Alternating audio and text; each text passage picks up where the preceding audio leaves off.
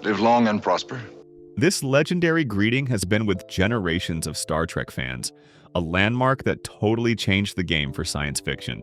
But behind all that glory and endless space adventures, there's a whole world of chaos, long-standing feuds, and shocking secrets you probably never saw. It's truly miraculous that this show survived all those seemingly insurmountable challenges.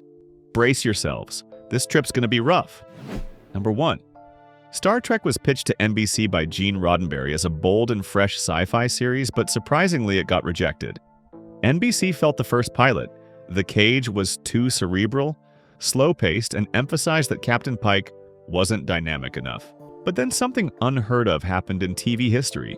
NBC surprisingly ordered a second pilot, a rare opportunity for Roddenberry to try again, and from there, create the Star Trek legend we know today. Number 2. Spock, with his pointy ears and cold logic, is one of Star Trek's most iconic characters, but can you believe it? He almost didn't make it into the series. NBC executives felt uncomfortable with his appearance. Pointy ears, arched eyebrows, cold logic, and flat out said he resembled the devil. Roddenberry had to fight tooth and nail to keep Spock. Luckily, positive reactions from test audiences kept Spock on, allowing him to become a beloved character and regarded as one of the most beloved aliens in television history. Number 3. You might not believe it, but the unexpected hero behind Star Trek's survival was none other than the queen of comedy, Lucille Ball. When NBC was still hesitant about ordering the second pilot, Lucille Ball, head of Desilu Productions, made a bold decision. She funded that episode. The board warned her that this move could sink the studio, but she firmly supported the project even though she knew almost nothing about science fiction. Without Lucille Ball, Star Trek might have ended in 1965. Instead, her brave action launched a universe. Number 4. Star Trek's legacy almost lost a crucial icon, the 11-foot USS Enterprise model. After the original series ended, the model was forgotten, once tossed into a trash bag, and nearly destroyed altogether. Only thanks to a studio employee recognizing and saving it did the model escape its grim fate. Now, this precious model is safely displayed at the Smithsonian Institution, proof of the incredible luck of a cinematic legacy. Number 5. After Star Trek ended, its creator, Gene Roddenberry, faced a dark side of life. He was in debt and battling legal disputes. To make ends meet, he quietly sold memos, unused scripts, and behind-the-scenes notes to fans through unofficial channels. This private action helped him sustain his life, showing the financial pressure even those who created legends had to face. Are you surprised by these facts? Comment yes or no below to let us know. Number 6. Before he became the legendary Captain Kirk, William Shatner took on roles that revealed a much darker range. His early acting career explored the more disturbing aspects of human nature. In the film The Intruder, he gave a chilling performance as a racist provocateur. It was a bold and unsettling role that shocked many viewers. Shatner also appeared in The Twilight Zone, portraying a man unhinged. That episode further highlighted his ability to tap into psychological tension and vulnerability. These early roles were a far cry from the heroic and moral image of Kirk. They offered a surprising look at the depth and versatility of Shatner's talent before he became a sci-fi icon. Number 7. Harry Mudd, one of the charming and unforgettable villains of the original Star Trek, left a deep impression on audiences. Few know that a big plan was once considered to make this beloved character the star of his own series, but it was eventually shelved. Given Harry Mudd's success and recognition after his impressive appearances, NBC proactively asked Gene Roddenberry, Star Trek's creator, to develop a brand new show centered on this character. This showed the huge entertainment potential channel executives saw in Mudd. However, despite clear interest from the network, Roddenberry had to admit that he never had time to pursue this promising project. Amidst the pressure of producing and developing the original Star Trek, along with many other factors in his career, the idea for a Harry Mudd series never took off. Furthermore, plans to bring Harry Mudd back in subsequent Star Trek films also never came about, leaving fans to only look back at his few appearances in the classic TV series. Nevertheless, the character remains an iconic part of Star Trek's legacy, even if only through a few episodes. Gratitude, gentlemen, but just where is it I find... Number 8. The appearance of Pavel Czechov, another beloved character, wasn't entirely for plot reasons but a smart marketing tactic. NBC wanted more sex appeal and requested a Davy Jones type, a popular singer at the time.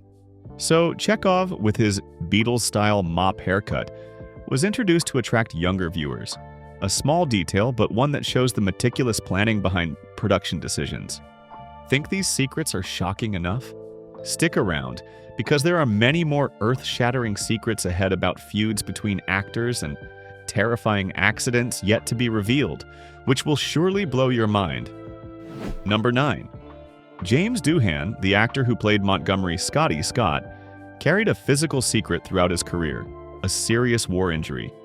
During World War II, when he participated in the significant historical event of the fierce D-Day battle, Duhan was severely wounded by machine gun fire. This incident caused him to lose his right middle finger. However, when he stepped in front of the camera to portray Scotty, Duhan showed incredible skill and professionalism. To ensure his injury wouldn't distract viewers or affect the character's image, he masterfully learned how to conceal it on screen. This included using strategic camera angles, how he held objects, or rested his hand on surfaces so that his missing finger was always out of the camera's view.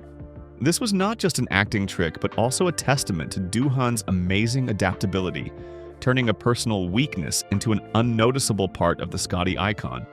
This story is truly a light bulb moment, when a surprising truth is revealed, changing how fans view this screen hero. Number 10. Dr. Mccoy's famous line, "I'm a doctor, not a magician," has become an indispensable part of pop culture. I'm a doctor, not a bricklayer. What's interesting is that this line wasn't an entirely new invention of Star Trek. In fact, this motif had appeared decades earlier, for example, in the film The Kennel Murder Case, 1933, with the line, "I'm a doctor, not a magician." This shows the continuity and inheritance of cultural motifs across many generations of cinema. Number 11. Star Trek was produced with an extremely low budget, just $193,000 per episode, an astonishing figure for an ambitious sci-fi series. To cut costs to the maximum, the studio hired a non-union workshop, which many called a sweatshop, to sew costumes. These costumes then had to be secretly transported to the set to avoid union attention. These methods show the immense financial pressure behind the legendary show. Number 12. Majel Barrett might not be as prominent a name as Kirk or Spock, but she was the unsung hero behind the scenes who shaped the Star Trek universe in unexpected ways. What's amazing is that she was one of the very few actors to appear continuously in almost every version of Star Trek for over 30 years. From her role as Nurse Christine Chapel on the original Enterprise, she left her mark.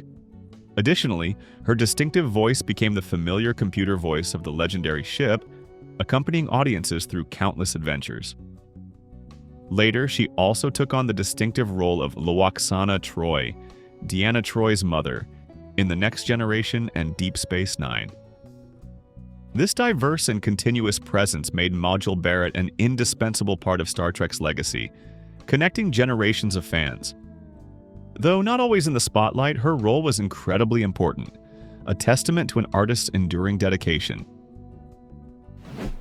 Number 13. Spock's Vulcan nerve. Pinch is one of Star Trek's most recognizable symbols, but did you know it was Leonard Nimoy's own idea, the actor who played Spock? The original script called for Spock to punch Kirk in a fight scene, but Nimoy felt that action was too primitive for a Vulcan. He proposed the nerve pinch, and William Shatner, who played Kirk, instantly loved it. From an actor's creative idea, a signature Spock move was born and became classic. Number 14. Behind the glittering stage lights, not every story is glamorous. Actress Terry Garr had a troubling and awkward and inappropriate experience involving Gene Rodenberry. According to reports, Rodenberry insisted that the costume designer continuously shortened Garr's skirt. Shockingly, he even went so far as to kneel in front of her and adjust it himself. This unsettling incident left a lasting impression on the actress. It wasn't just uncomfortable, it felt degrading. For Garr, that moment likely fueled a deeper, prolonged dissatisfaction. It's a stark reminder that behind-the-scenes realities can be far less inspiring than what audiences see on screen. Number 15. The episode Arena gave us one of Star Trek's most iconic moments. Kirk's battle with the Gorn became legendary for all the right and wrong reasons. Fans often recall it as one of the cheesiest battles ever filmed. With its slow-motion punches, the rubber suit, that flying kick, the scene was equal parts action and unintentional comedy. The choreography was clumsy, and the effects were clearly low budget. Yet somehow, that only added to its lasting appeal. Over time, the scene has become absolutely unforgettable. It's a perfect example of Star Trek's unique ability to turn limitations into charm. Number 16. Turning into Spock every day wasn't exactly a walk in the park. One of the biggest challenges? Those iconic pointy ears. They were made from fragile foam latex, which looked great on camera but didn't hold up well under pressure. With the hot studio lights beating down, they would start to melt right off his face. Yeah, literally melting. The crew had to keep stopping production just to fix them. They'd re-glue, reshape, and hope they'd stay on for the next take. Poor Leonard Nimoy had to go through dozens of pairs each season. It became a regular part of the job. Honestly, it was one of those behind-the-scenes struggles he put up with to bring such an unforgettable character to life. Number 17. Offscreen, the relationship between William Shatner, Captain Kirk, and Leonard Nimoy, Spock, was fraught with competition. They clashed constantly, with everything being a competition. Shatner reportedly resented Nimoy's growing popularity. Surprisingly, Spock, with his appearance and cold logic, became the focus of female fans, receiving an overwhelming amount of fan mail. This complex relationship, however, created a unique balance on screen. Number 18. Another long-running feud behind the scenes of Star Trek was between William Shatner and George Takei, who played Hikaru Sulu. This wasn't just a minor disagreement, it stretched on for decades. Takei didn't hold back when talking about Shatner publicly.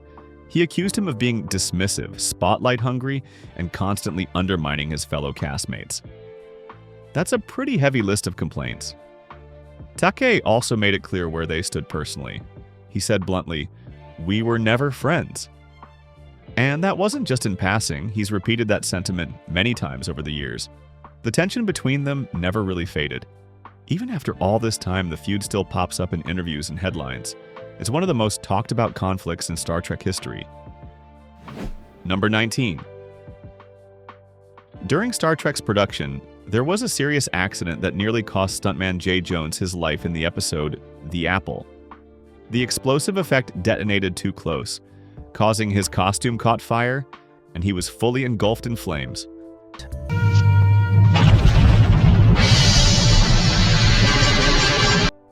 The film crew had to use blankets to put out the fire. The explosion also caused persistent ringing in his ears that never went away for DeForest Kelley, Dr. McCoy, and affected both Nimoy and Shatner. Jones narrowly survived, and Star Trek subsequently changed its on-set safety protocols, leaving long-term hearing issues for some cast members. If you found these behind-the-scenes stories interesting, don't forget to hit like and subscribe to the channel so you don't miss our next videos about classic films. Number 20. We'll wrap things up with a controversial moment that hit fans right where it hurts. William Shatner once did a sketch on Saturday Night Live where he played himself at a Trekkie convention.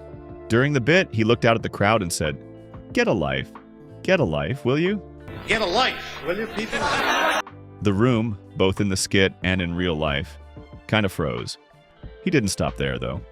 Shatner went on to say, "You've turned an enjoyable little job I did as a lark for a few years into a colossal waste of time.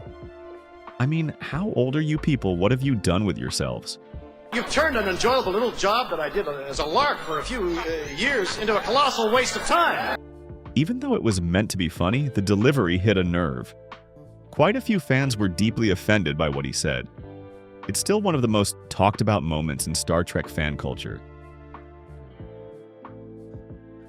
Looking back at Star Trek's journey, it's truly extraordinary that it survived and thrived, despite outright rejections, clashing egos, network indifference, and even artificial ears melting on actors' faces. Somehow, this show became one of the most important shows ever created, a cultural icon that shaped the world of science fiction and inspired millions. Star Trek's legacy is not just about on-screen adventures, but also a story of resilience, creativity, and the ability to overcome all difficulties to build a great universe.